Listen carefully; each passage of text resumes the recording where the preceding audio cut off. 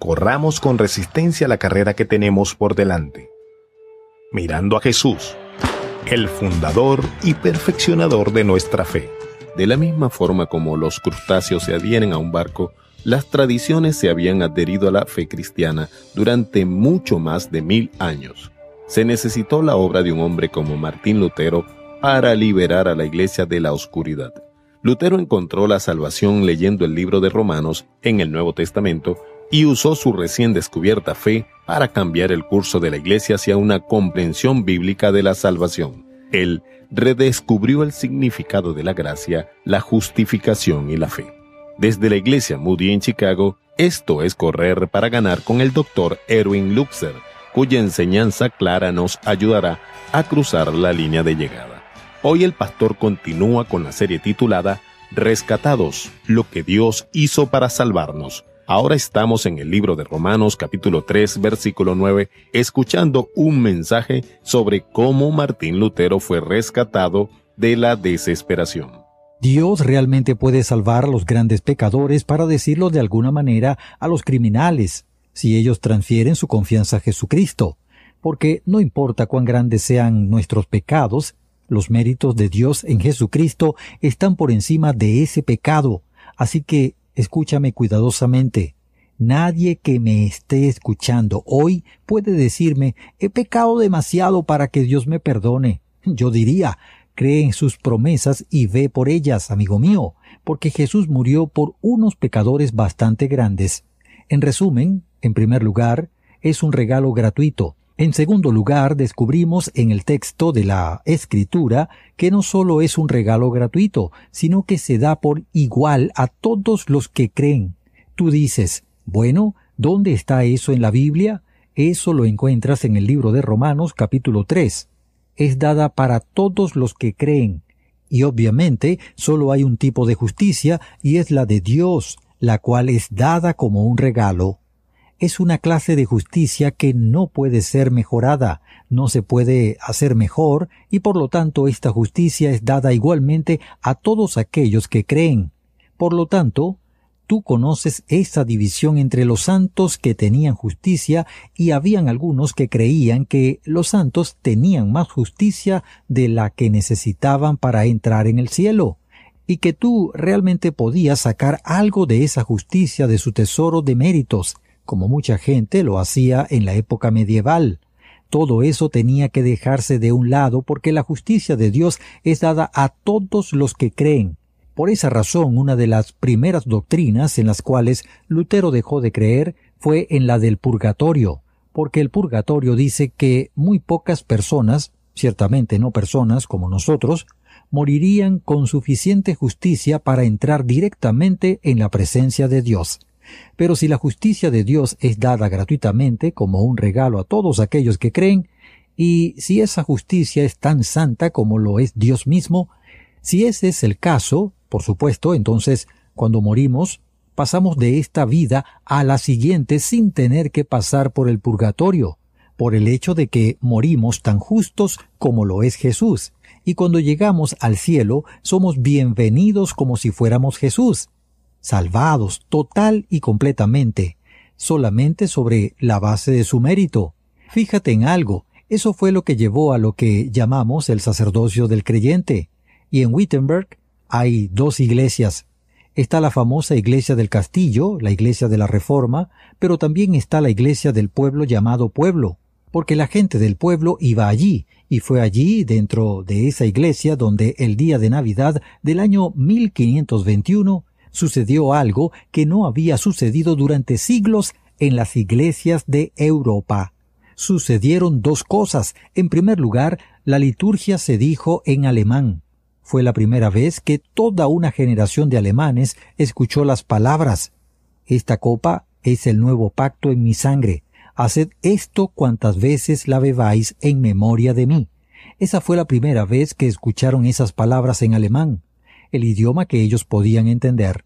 Pero hubo algo más que sucedió dentro de esta iglesia, y eso es que no solamente la liturgia fue dada en alemán, sino que entonces las personas pudieron participar en la copa y también en el pan juntos. porque desde ese momento todos eran sacerdotes ante Dios y por lo tanto la persona común tenía tanto acceso al Dios Todopoderoso como cualquier otra persona. Ahora, fíjate en algo. Cuando eso sucedió, el día de Navidad del año 1521, Lutero no estaba allí. Lutero estaba encerrado en el castillo de Wittenberg, porque para ese momento el emperador había dicho que quien lo encontrara podía matarlo, así que él se escondió allí durante 10 meses en una habitación del castillo de Wittenberg.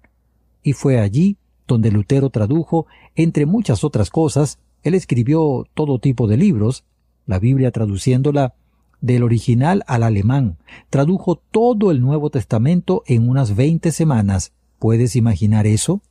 Así que finalmente tradujo toda la Biblia, incluyendo el Antiguo Testamento, y eso, por supuesto, le llevó años. Lutero quería que la persona común entendiera y leyera la Biblia. Eso era muy importante para él.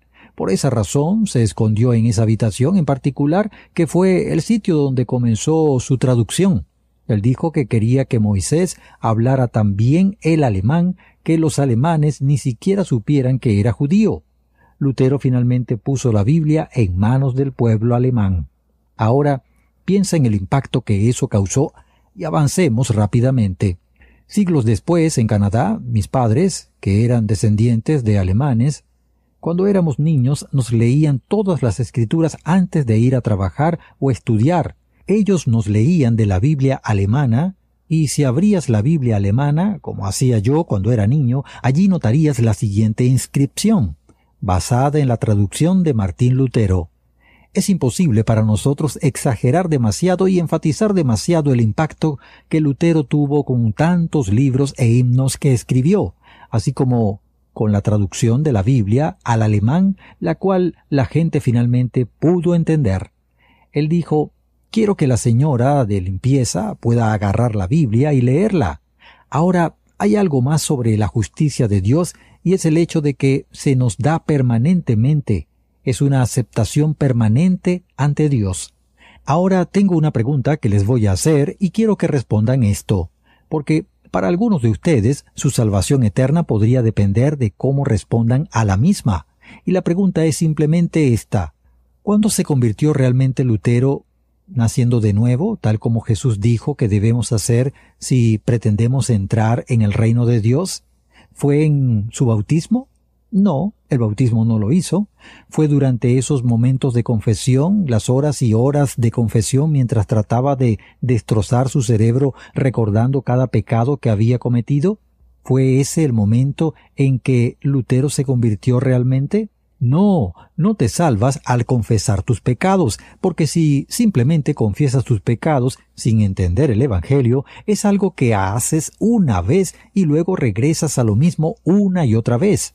Pero no tienes la seguridad de haber hecho lo suficiente o de haber confesado lo suficiente. No, entonces no es a través de eso. Hoy millones de personas asistirán a la iglesia y confesarán sus pecados y saldrán por las puertas de la iglesia tan inconversos como salía Lutero cuando los confesaba hora tras hora en Erfurt. ¿Qué está pasando aquí? Bueno, tú puedes decir, entonces, ¿no crees en la confesión de los pecados? Sí, nosotros como cristianos confesamos nuestros pecados, pero no es de esa manera como te conviertes en cristiano. Lutero tenía razón. No puedes recordar todos tus pecados. Puedes confesarlos algún día. Vuelves el siguiente y no estás seguro si los confesaste todos y no sabes dónde quedaste. Lo que dice el Evangelio es esto: lo que necesitamos es un acto que establezca permanentemente nuestra relación con Dios, y eso no sucede simplemente porque recordamos todos nuestros pecados, aunque por supuesto tenemos que reconocer que somos pecadores, y es ese acto por medio del cual nos convertimos en hijos de Dios para siempre, y nuestro destino está final y totalmente establecido, y nos convertimos en hijos de Dios, y luego nacemos de nuevo, y después de nacer de nuevo, entonces le pertenecemos a la familia de Dios. Te darás cuenta sobre lo que dice la Biblia de forma tan clara en el libro de Hebreos, en el Nuevo Testamento, en uno de los pasajes más bellos que jamás puedas leer, y sobre el cual puedas meditar. Hablando del Antiguo Testamento, el escritor dijo: «Y ciertamente todo sacerdote está de pie, día tras día ministrando y ofreciendo muchas veces los mismos sacrificios que nunca pueden quitar los pecados. Pero él, habiendo ofrecido un solo sacrificio por los pecados para siempre». Lutero señaló que Jesús no estaba volviendo a sacrificarse una y otra vez. Él ofreció un solo sacrificio por los pecados. Él se sentó a la diestra de Dios, esperando de allí en adelante hasta que sus enemigos sean puestos por estrado de sus pies, porque por su ofrenda Él ha perfeccionado para siempre a los que son santificados, de una vez por todas. Cuando Jesús murió en la cruz, Él no tuvo que morir de nuevo. Ese sacrificio fue suficiente. Y cuando depositas tu confianza en Jesús, tus pecados legalmente pasados, presentes y futuros son perdonados. Por cierto, ¿cuántos de tus pecados eran a futuro cuando Jesús murió? Todos los pecados. De la misma manera, debemos entender que la muerte de Jesucristo en la cruz fue tan expansiva, tan bien aceptada por parte de Dios el Padre, que si crees en Él, llegas a ser un hijo de Dios para siempre. Ahora bien, por supuesto, dentro de ese contexto, la confesión se vuelve importante, porque eso mantiene nuestra relación personal con Dios y mantiene los asuntos claros entre nosotros. Quizás pueda darte un ejemplo. ¿Qué pasaría si Rebeca, mi esposa, y yo hubiéramos adoptado a un niño en nuestra familia y él nos dijera: «Ahora que soy su hijo y la adopción es segura, ¿eso significa que tengo que seguir repitiendo mi adopción por la constante confesión de mi desobediencia?» Y nosotros diríamos: «No, no queremos que seas desobediente. Sí queremos que nos confieses y te reconcilies con nosotros, pero tu permanencia en esta familia es segura e inmutable». Y de esa forma es cuando creemos en Jesús. Bueno, amigo mío, hoy cuando Dios nos salva, Él realmente hace un milagro maravilloso, ¿verdad? No es simplemente el perdón de los pecados, es la justicia de Jesucristo acreditada a nuestra cuenta. Llegamos a ser adoptados, llegamos a ser miembros de su cuerpo. Y por supuesto, en lo que respecta a la adopción, sí, efectivamente, llegamos a ser sus hijos y llegamos a ser sus hijas. Él nunca nos negará. Siempre seremos sus hijos y sus hijas, pero como traté de señalarlo en el mensaje, es importante que confesemos nuestros pecados porque eso mantiene nuestra comunión con Dios. Pero nuestro estado con Dios es seguro. Espero que estés disfrutando de estos estudios sobre el libro de Romanos. Invita a un amigo a escucharnos en este estudio bíblico. Las buenas nuevas del Evangelio deben ser proclamadas y no hay ningún libro en el Nuevo Testamento escrito tan específicamente sobre esas buenas nuevas como el libro de Romanos. Lo que dice el Evangelio es esto: lo que necesitamos es un acto que establezca permanentemente nuestra relación con Dios, y eso no sucede simplemente porque recordamos todos nuestros pecados, aunque por supuesto tenemos que reconocer que somos pecadores, y es ese acto por medio del cual nos convertimos en hijos de Dios para siempre y nuestro destino está final y totalmente establecido y nos convertimos en hijos de Dios. Y luego nacemos de nuevo y después de nacer de nuevo, entonces le pertenecemos a la familia de Dios. Te darás cuenta sobre lo que dice la Biblia de forma tan clara en el libro de Hebreos, en el Nuevo Testamento, en uno de los pasajes más bellos que jamás puedes leer y sobre el cual puedas meditar. Hablando del Antiguo Testamento, el escritor dijo: «Y ciertamente todo sacerdote está de pie, día tras día, ministrando y ofreciendo muchas veces los mismos sacrificios que nunca pueden quitar los pecados. Pero él, habiendo ofrecido un solo sacrificio por los pecados para siempre», Lutero señaló que Jesús no estaba volviendo a sacrificarse una y otra vez. Él ofreció un solo sacrificio por los pecados. Él se sentó a la diestra de Dios, esperando de ahí en adelante hasta que sus enemigos sean puestos por estrado de sus pies. Porque por una ofrenda Él ha perfeccionado para siempre a los que son santificados, de una vez por todas. Cuando Jesús murió en la cruz, Él no tuvo que morir de nuevo. Ese sacrificio fue suficiente y cuando depositas tu confianza en Jesús, tus pecados legalmente pasados, presentes y futuros son perdonados. Por cierto, ¿cuántos de tus pecados eran a futuro cuando Jesús murió? Todos los pecados. De la misma manera, debemos entender que la muerte de Jesucristo en la cruz fue tan expansiva, tan bien aceptada por parte de Dios el Padre, que si crees en Él, llegas a ser un hijo de Dios para siempre. Ahora bien, por supuesto, dentro de ese contexto, la confesión se vuelve importante, porque eso mantiene nuestra relación personal con Dios y mantiene los asuntos claros entre nosotros. Quizás pueda darte un ejemplo. ¿Qué pasaría si Rebeca, mi esposa, y yo hubiéramos adoptado a un niño en nuestra familia y él nos dijera, ahora que soy su hijo y la adopción es segura, ¿eso significa que tengo que seguir repitiendo mi adopción por la constante confesión de mi desobediencia? Y nosotros diríamos, no queremos que seas desobediente. Sí queremos que nos confieses y te reconcilies con nosotros, pero tu permanencia en esta familia es segura e inmutable. Y de esa forma es cuando creemos en Jesús. Ahora bien, puedo imaginar que hay alguien que me está escuchando. Veo lo que estás pensando y está pensando, oh, ¿no es esto bueno? Me he encontrado con gente que me ha dicho esto. Tú sabes, ¿no es esto bueno? Bueno, realmente lo que esto significa es que puedo creer en Jesús y vivir como el diablo. ¿Sabes? Puedo salir y puedo cometer un asesinato. Si estás diciendo eso hoy, tengo un par de cosas que decirte mientras le echo una mirada a tu mente. Número 1. Gracias por pensar eso, porque esa es la respuesta natural de alguien que finalmente cree que la salvación es un regalo gratuito.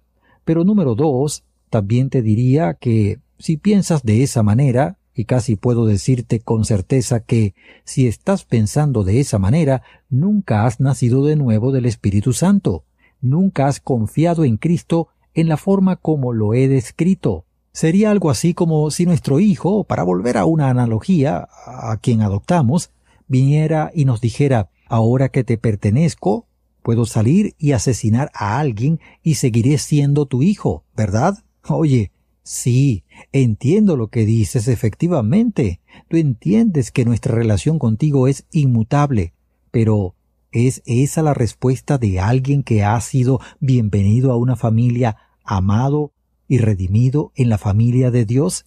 Yo no lo creo.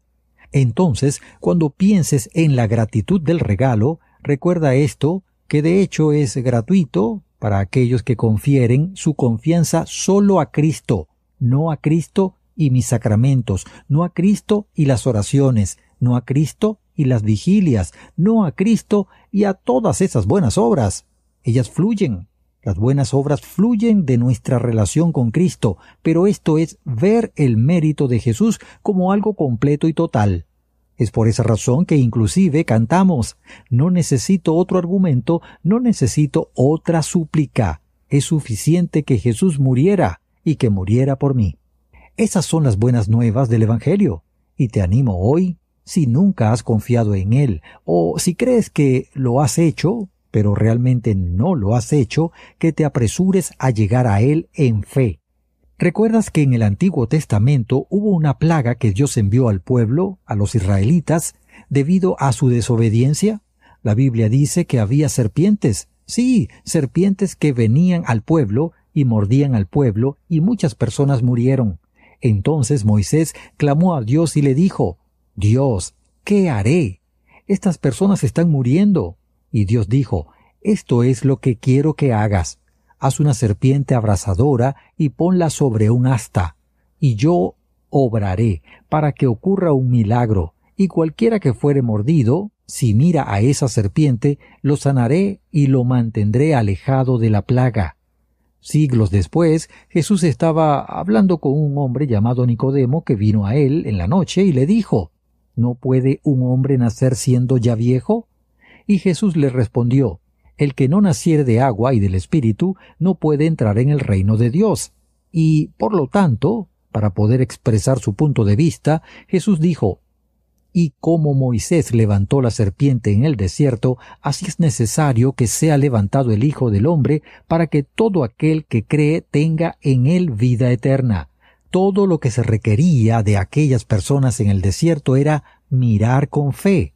A veces escucho a personas predicar el Evangelio y ellas dicen, ¿por qué no le das tu vida a Cristo? Bueno, entiendo lo que quieren decir, pero cuando entiendes el Evangelio, te das cuenta de que no se trata de que le des algo a Dios. Tú vienes a recibir, tú vienes como eres para recibir. Como dice el himno, tal como soy sin una súplica. Tú vienes a recibir, no vienes a dar. Oh, sé que dar tu vida a Cristo es importante, especialmente después de que crees, pero venimos y no traemos nada a la mesa excepto nuestra gran necesidad. Lutero lo dejó muy claro. Él era un hombre muy ingenioso, pero también en el proceso tenía expresiones muy concisas. Él manifestó que básicamente esto es el Evangelio, y no creo que pueda resumirlo mejor que esto. Él dijo, «Oh Jesús, yo soy tu pecado, tú eres mi justicia». Eso es, yo soy tu pecado, esa es mi contribución. Tu contribución es que me des la justicia que recibo por medio de la fe. Esa es la justicia de Dios. Por supuesto, Lutero vivió siglos antes de que este poema fuera escrito, y es uno de los pocos que recuerdo de memoria. Pero oye, ¿cómo se habría regocijado y estado de acuerdo con él? Los terrores de la ley y de Dios conmigo no pueden tener nada que ver, porque la obediencia y la sangre de mi Salvador ocultan todas mis transgresiones de la vista. Mi nombre de las palmas de sus manos la eternidad no puede borrar. Por siempre ahí estará una marca de gracia indeleble. Ese es el Evangelio de Jesucristo, y esa es la historia de la Reforma. ¿Tú has confiado así en Cristo como tu Salvador? Es muy simple, y sin embargo, oh, por supuesto que sí, es difícil. Ponemos muchas objeciones. ¿Quieres decir que esto es todo lo que tengo que hacer? ¿Y no hay más nada que yo tenga que hacer? ¿Tú quieres decir que yo simplemente tengo que humillarme a mí mismo y decir que Jesús tiene que hacerlo todo? Es tan sencillo y, sin embargo, tan difícil de hacer.